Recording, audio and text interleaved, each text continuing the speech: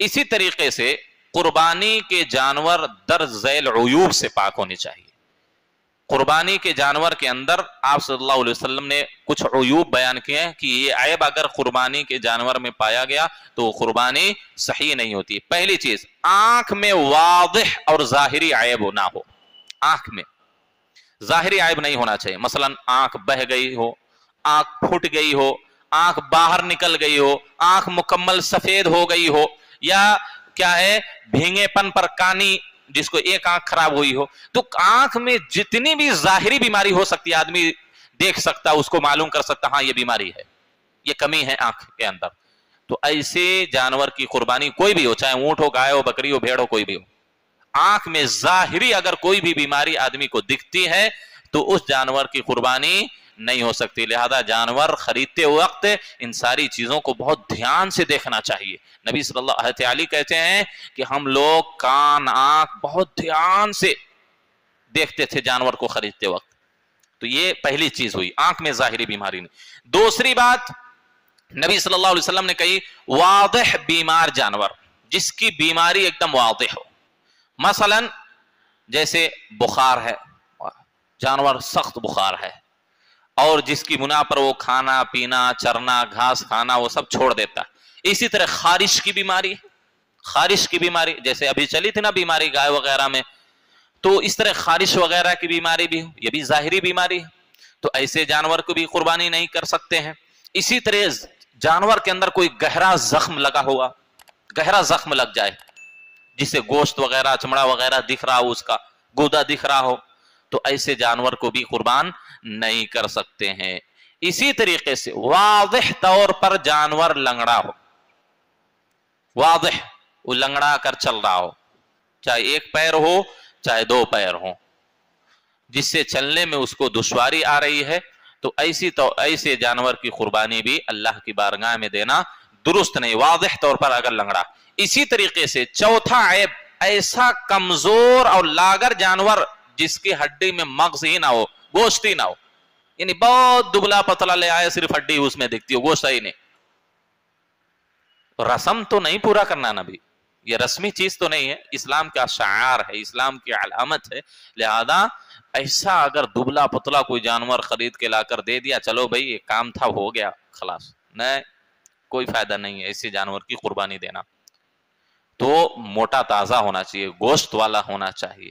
اتنا کمزور اور لاگر ہو کہ اس کے جسم میں گوشت نہ ہو، صرف ہڈیاں ہی ہوں، تو ایسے جانور کی قربانی درست نہیں ہے. اسی طریقے سے چند اور عیوب ہے.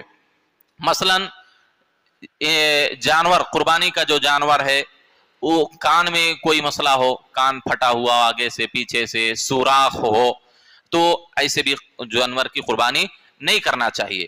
اسی طریقے سے اندھا پن، جس کی آنکھوں سے نظر ہی نہ آتا، بظاہر آنکھیں دکھ رہی ہیں صاف ستھری ہیں لیکن اس کو نظر نہیں آتا، تو یہ بھی بیماری ہے. ایسے جانور کی بھی قربانی نہیں کرنا چاہیے. اسی طریقے سے بیماری پر قیاس کرتے ہوئے علماء نے ایک اور علامت بتلائی کہ وہ جانور جس نے اپنی طاقت سے زیادہ کھا پی لیا ہو، چر لیا ہو، اور وہ کیا ہے، وہ صحیح کیا ہے، وہ ہمیشہ لیٹا رہتا ہو، بیٹھا رہتا ہو. بسا اوقات جانور کچھ زیادہ کھا لیتے ہیں اور اس کی وجہ سے بسا اوقات یہ جانور کیا ہے، مر بھی جاتے ہیں.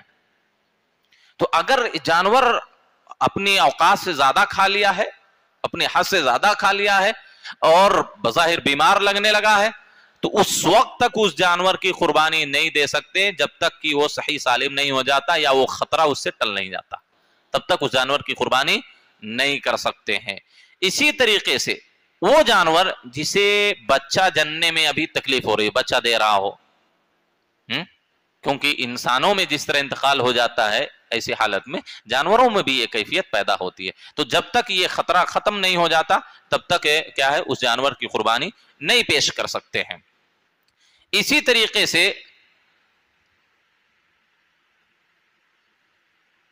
اگر کسی جانور کی کیا ہے ٹانگ صرف ٹوٹ گئی ہو، وقتی طور پر ٹوٹ گئی ہو، تو ایسے جانور کی قربانی کرنے سے احتراز کرنا چاہیے. یعنی خریدنے کے بعد اگر آدمی خرید لیا ہے اور اس کے بعد کہیں سے گر گیا، کسی نے مار دیا، چوٹ لگ گئی، تو ایسے جانور کی بھی قربانی کیا ہے کرنے سے احتراز کرنا چاہیے. البتہ اگر کسی نے کر لیا قربانی کا جانور خریدنے کے بعد یہ عیب پیدا ہوا, ایک بات یاد رکھیں, خریدنے سے پہلے اگر یہ سارے عیب پائے گئے تو قربانی نہیں ہوتی.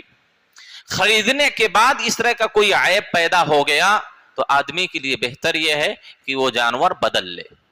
لیکن اگر بدلنے کی طاقت نہیں ہے تو وہی جانور اللہ کی بارگاہ میں قربان کر دیا تو اس سے اس کی کیا ہے قربانی ہو جاتی. البتہ بعض لوگ یہ جو کہتے ہیں جانور کی دم اگر کٹی ہوئی ہو, سینگ نہ ہو یا سینگ ذرا سا ٹوٹی ہوئی ہو تو اس سے بھی قربانی میں فرق پڑتا نہیں. قرآن و حدیث میں اس کی ممانعت نہیں ہے. نبی صلی اللہ علیہ وسلم نے اس کی طرف ہم کو رہنمائی کی کہ اگر کیا ہے سینگ ٹوٹی ہوئی ہو, کٹی ہوئی ہو, یا اسی طریقے سے دوبر پونچھ وغیرہ کٹی ہوئی ہو, دم کٹی ہو, تو اس سے جانور میں کوئی فرق نہیں پڑتا. ایسے جانور کی قربانی دے سکتے ہیں. بہت سارے جانور ہوتے ہیں ان کی سینگ ہی نہیں نکلتی, حالانکہ موٹے تازے اچھے دیکھنے میں ہوتے ہیں لیکن سینگ نکلتی نہیں, تو یہ عیب نہیں ہے قربانی میں. نبی صلی اللہ علیہ وسلم نے اس سے منع نہیں کیا.